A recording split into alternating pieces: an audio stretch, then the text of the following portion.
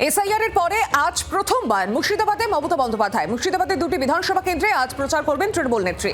বড়ুয়া এবং বিধানসভা কেন্দ্রে প্রথম জনসভা রয়েছে এবং তারপর নবগ্রাম বিধানসভা কেন্দ্রের দ্বিতীয় জনসভা রয়েছে মুখ্যমন্ত্রী মমতা বন্দ্যোপাধ্যায়।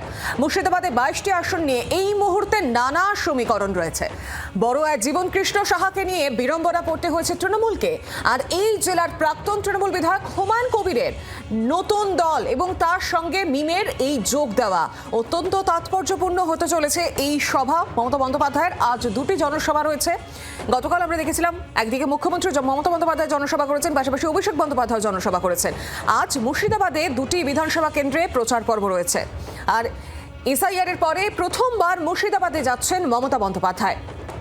সেখানে বহু কর্মী সমর্থকদের আসবেন এমনই ছবিও দেখা যাবে। মুর্শিদাবাদে দুটি বিধানসভা কেন্দ্রে আজ প্রচার করবেন তৃণমূল সুপ্রিমো। বড়ুয়া বিধানসভা কেন্দ্রে প্রথম জনসভা এবং তারপর তিনি চলে যাবেন নবগ্রাম বিধানসভা কেন্দ্রে, সেখানে তার দ্বিতীয় জনসভা রয়েছে। আরো বিস্তারিতভাবে জানি, সরাসরি আমার সঙ্গে রয়েছেন প্রতিনিধি শ্রেয়সী গঙ্গোপাধ্যায়। শ্রেয়সী, আজ মুর্শিদাবাদে দুটি বিধানসভা কেন্দ্র রয়েছে এবং সেখানে অত্যন্ত তাৎপর্যপূর্ণ হতে চলেছে। একদিকে জীবনকৃষ্ণ সাহার, তাকে নিয়ে বিড়ম্বনা পড়তে হয়েছিল, এর পাশাপাশি আরেকটি কেন্দ্র যেখানে হচ্ছে হুমায়ুন কবিরের নতুন দল এবং তার সঙ্গে মিমের যোগ।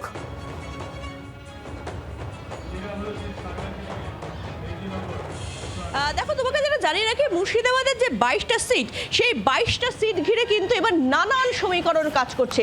আর সেই জায়গায় সেই সমীকরণের মধ্যে অবশ্যই রয়েছে সেখানে এসআইআর, এবং দ্বিতীয় সমীকরণের মধ্যে অবশ্যই রয়েছে হুমায়ুন কবিরের নতুন দল এবং তার সঙ্গে মিমের মিশে যাওয়া বা মিমের এই দলকে সমর্থন করা, এবং তৃতীয়ত হচ্ছে সেক্ষেত্রে অধীর চৌধুরীর তার দাঁড়ানো, ফলে কংগ্রেসের আবার পুনরায় শক্তি বৃদ্ধি হয় কিনা, এই সামগ্রিক কিন্তু নানান ধরনের ইকুয়েশন রয়েছে কিন্তু মুর্শিদাবাদে।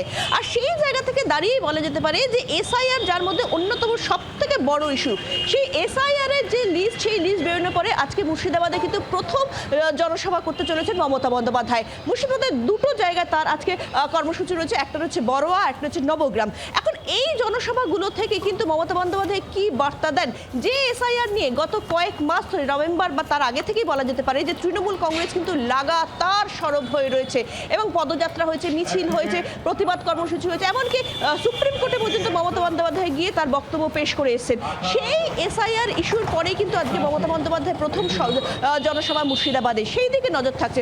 অন্যদিকে তুমি আবার যদি দেখো যে সেক্ষেত্রে কিন্তু মিম প্রধানেরও কিন্তু আজকে এই মুর্শিদাবাদের নওদাতে তার প্রথম কর্মসূচি রয়েছে, প্রথম জনসভা রয়েছে। ফলে সেই জায়গা থেকে দাঁড়িয়ে নিঃসন্দেহে কিন্তু আজকের এই কর্মসূচি থেকে মমতা বন্দ্যোপাধ্যায় কি বার্তা দেন, সেই দিকে কিন্তু কার্যত থাকছে বিশেষ নজর।